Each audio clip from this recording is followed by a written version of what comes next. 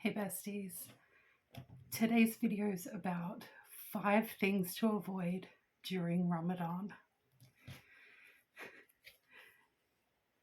The first thing is something that I'm guilty of, and that is using bad language. So that can be a struggle for some people, like myself. But I guess really good reason to try to give that up is you give people the wrong impression of you. They might think that, you're a bad person when you're not. You're just linguistically creative. Ramadan's a time for change, so kicking bad habits like that's a good idea. So the next point is fasting without prayer. Oh, that's a big one. I think it's pretty obvious, but if you're fasting but you're not praying,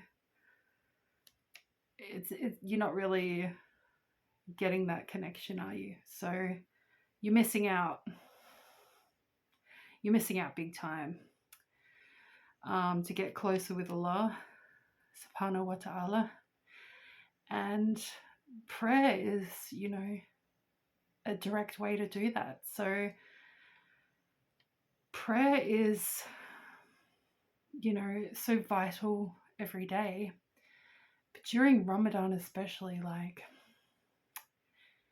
do your fasting and your prayers, people. Number 3 is sleeping all day.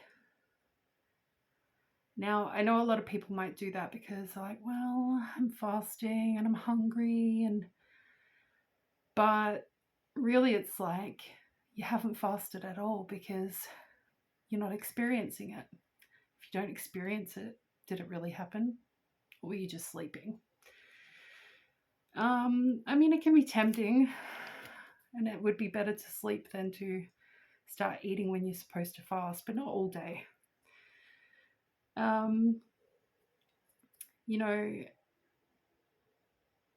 Sleeping all day stops you being productive during Ramadan, and it stops you really having the full experience. So yeah, I just wouldn't recommend that one.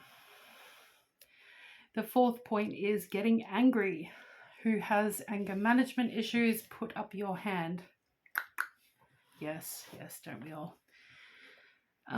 Well, it's a pretty obvious one. Because when you're fasting, you might feel a bit grumpy. And, it's best not to take it out on other people.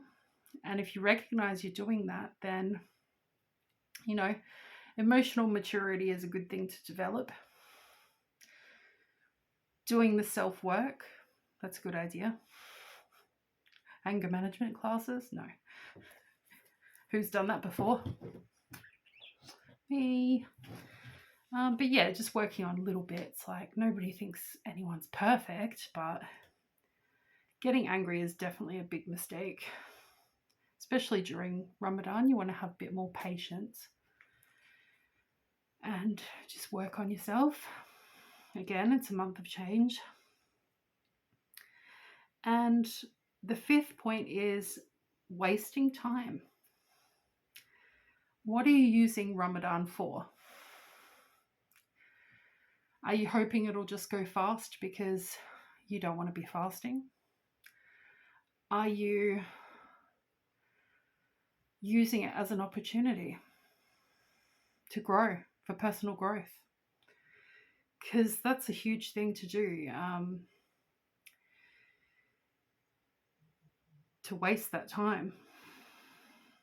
And let's be real, time goes faster than you think. And Ramadan is really the perfect time to literally get your life in order. If you weren't praying, or if you weren't praying on time, well, Ramadan's the best time. Do it. If you weren't reading the Quran, do it. Just do it. Hope you've seen the previous video. Um, yeah, if you're not, bro, if you're not using the time as an opportunity, bro, what are you doing? So yeah, um, getting closer to Allah, you can do that in a lot of different ways, and you know how you conduct yourself during Ramadan might be one of those ways. And I've really been putting a lot of thought into that and going through my own personal struggles, with anger management and using bad language, for example. I'm not embarrassed to admit that. But we choose how to live in this dunya, and we choose how we connect with Allah subhanahu wa ta'ala. Oh my goodness, that was embarrassing. Yeah, so Ramadan is a month of change. Are you making any of those, I wouldn't call them mistakes, but those 5 things you want to avoid, like getting angry, fasting without prayer, wasting time, using bad language, sleeping all day? Are you doing any of those things? Could you work on those things?